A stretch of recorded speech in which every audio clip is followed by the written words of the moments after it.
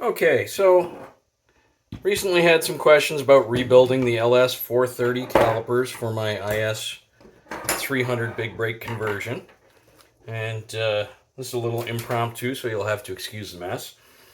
But I figured we'd go through a quick teardown and rebuild of a set of the LS430 calipers.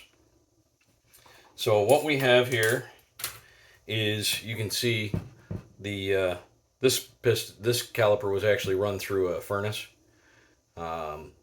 for powder coating, and you can see the pistons are actually powder coated, so they have been heated up. I wouldn't say necessarily to the point where you've been on racetrack with them, but they have been heated up. First question is, how do I get everything apart? Well, you'll notice that there's boots that may or may not be on your caliper still. You'll peel those off. You can use pliers or tweezers or a pick, depending on what kind of condition they're in. But get the old ones off. And you will see next that we have these little retainers that hold them on, okay? If they're still in place and there's nothing wrong with them, there's not really any good reason to take them off, but they do come in most rebuild kits, at least the aftermarket rebuild kits. So if you do get them, feel free to swap them out. You'll also find that you get fresh dust seals, and they are just dust seals, okay? They keep dirt and debris off of your pistons, okay? And you'll get these square O-rings, they're called, okay? Now these square O-rings are designed that the piston travels inside of them, and that's what creates the seal. And the way these work is, as they twist from pressure being put on them from the pistons moving out, they'll want to return to their relaxed state. So as you press on your brake pedal, the piston will come out, twist that, and then this will twist back, pulling the piston away from the pad, giving everything a little breathing room. This is important to note because if your edges, if your corners are at all worn down, this won't want to pull that piston back in, and you'll start having delayed reaction on your brakes possibly. So want to make sure that those are always in good shape. But let's get on with it. We'll do a quick teardown here. So there's any number of methods to getting the pistons out. Compressed air can do it, but you have to be a little bit careful. You don't want to use too much pressure. You can get debris in there, that sort of thing. So I like to start with just screwdrivers and gently pry on them and see what I can get moving. Okay.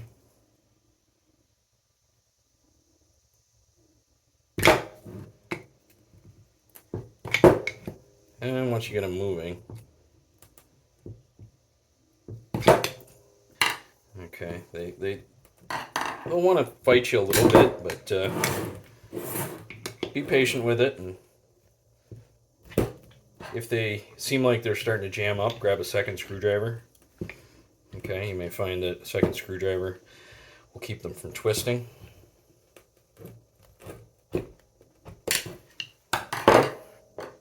And then once you've got them headed out well, you may find you want to grab a pair of pliers. And now when I'm grabbing this, okay, I'm grabbing just this outer edge here that I can sand and or repair. I don't want to grab the piston diameter itself, the outer diameter. If you damage that, you're going to have seal problems. It'll start leaking. We don't want to do that. So put the pliers on the outer edge here and give it a little twist. As I twist, I'm pulling, and out she comes.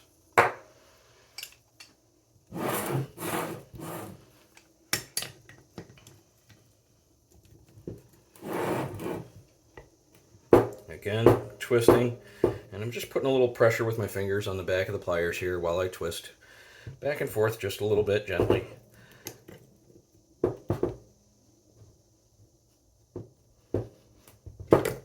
And there we go.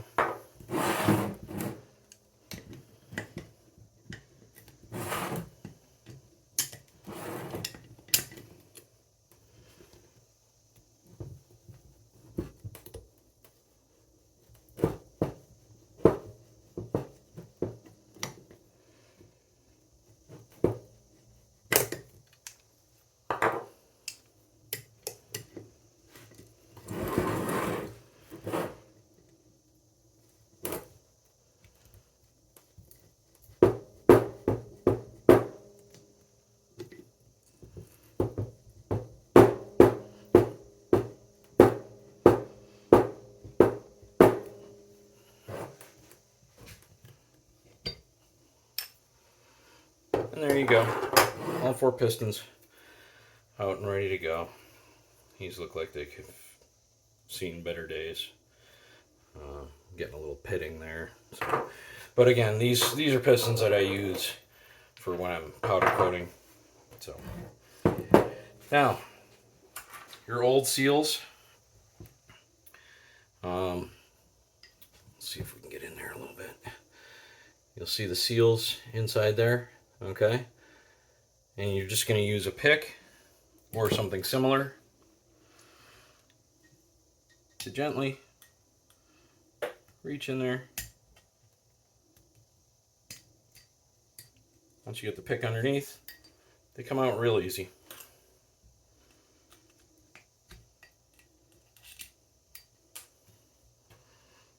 And these are pretty brittle.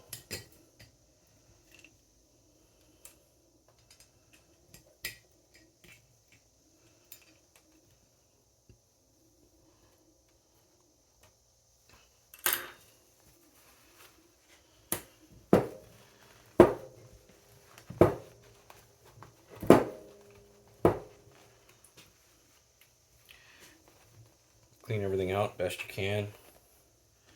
Okay. I'm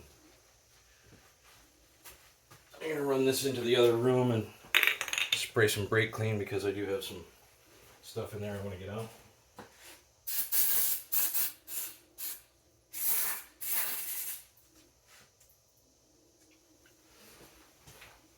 And I'm going to recommend that when you're using the brake clean, let it dry completely before you start reassembly. Okay.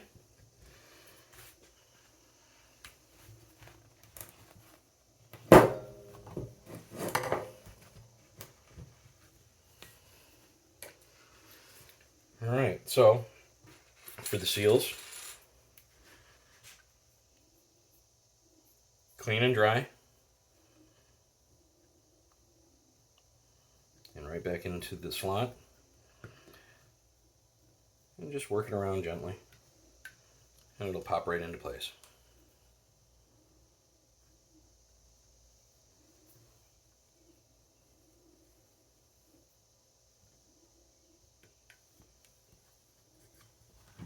Just like that.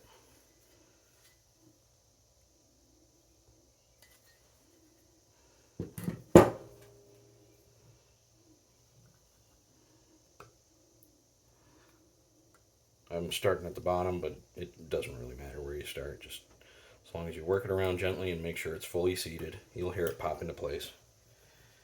The grooves are actually quite deep, so it does locate them quite nicely.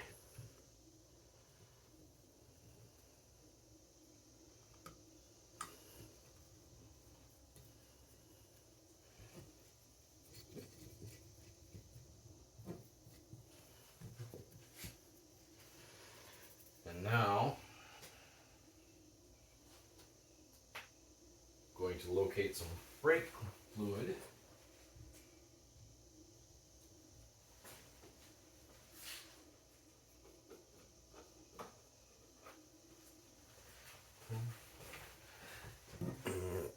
Just going to run a little brake fluid on the seals.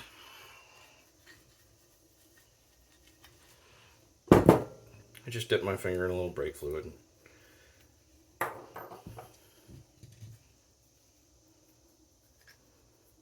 again, this is just quick and impromptu, but take the time to make sure there's no damage or nicks or grooves in your pistons. Clean them up as needed. You want everything as clean as possible, simply because this is not where you want something leaking.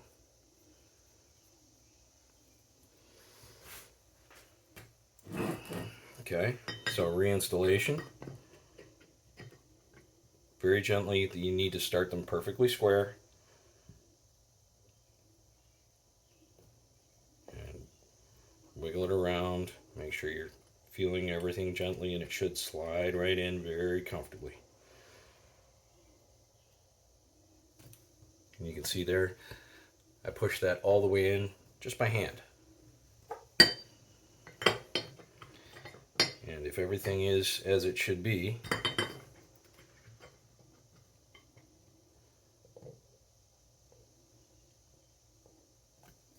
that should be the case with all of them.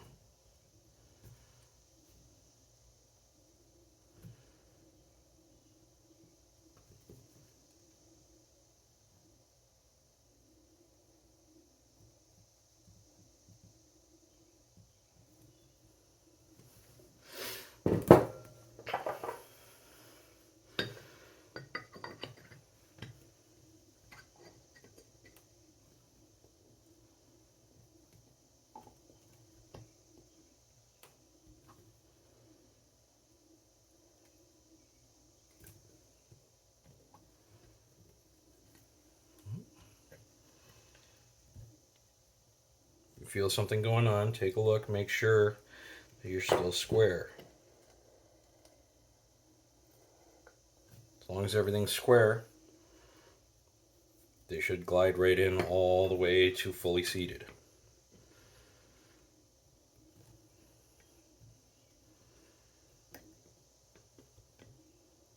If it seems to jam up, there's a good chance it's not sitting perfectly square. Don't be afraid to take it out and try again.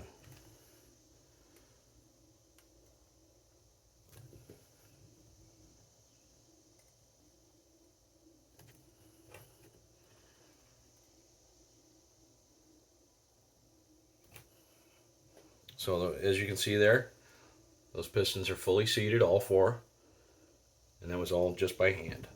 Okay. Next question is these guys. Okay. If they're still in place, there's no real need to replace them. If they come off and you lose them, then great. So we'll go over that just to make sure that it is gone over. Okay, first we'll take a screwdriver and we'll pry that off. It's literally that easy. Okay, they just push in there. There's nothing to them. Okay, so you take your clip and what I prefer to do is start with the area that's hardest to reach. Okay, so I start this back corner. That way I'm not fighting in an area I can't get my thumbs in. Okay, and then just work your way around it to the front. And again, just finger press and it should go right in. Okay, and last but not least, we have our dust seal. Okay, so our dust seal, you've got the outer side is going to have some various writing on it. Okay, the inner side has this little step here. Okay, and again, I like to start the area that's hardest to reach. Now, what I'm doing, to give you an idea, is I'm just taking this seal. Okay, let's see, where are we here? Taking the seal and I'm hooking it around this rail, this little sheet metal rail, like this. And then I'm going to work around and just work that edge around both sides and just kind of keep pushing. Now don't be afraid to stretch these, because believe it or not, they're pretty stretchy.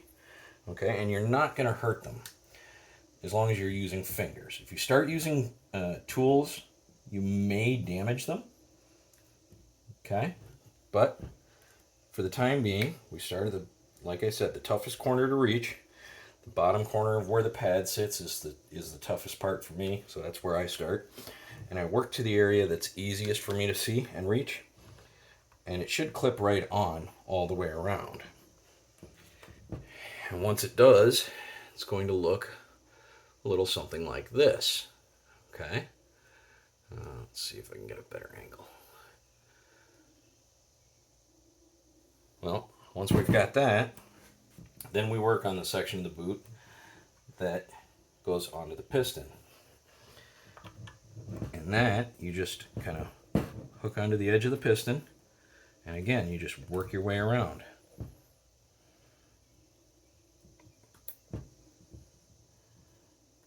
Now this may need a fingernail. If you don't have fingernails, you may need a small screwdriver, but be very careful not to puncture the seal. Okay, so I'm just using my thumbnail, my fingernail to try to push that in all the way around the piston. Make sure it's fully seated. Okay.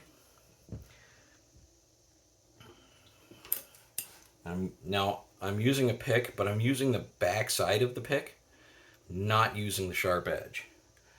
Okay, and I'm just using that to get in there and kind of push that lip into place to make sure it's fully seated all the way around. And what I'm looking at is here you can see there's no bulge, but in the bottom there's a bit of a bulge here. I don't like that bulge, so I'm going to go around, and like I said, I'm just going to pull that thing towards me so I'm not cutting into anything with the sharp tip. I'm just trying to get that thing to seat in there. Just gently working it around.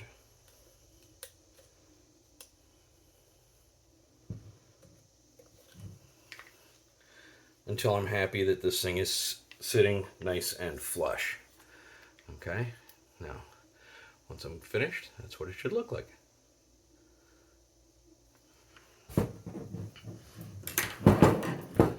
So you can try installing this in here first, if you like. I'd imagine it's going to be a little tougher that way. So I like to stick with what works. That's what works for me. If you have a better system, great. But that's the simplest way I've found to get through the process. So if you have any questions, feel free to reach out. I'm always around.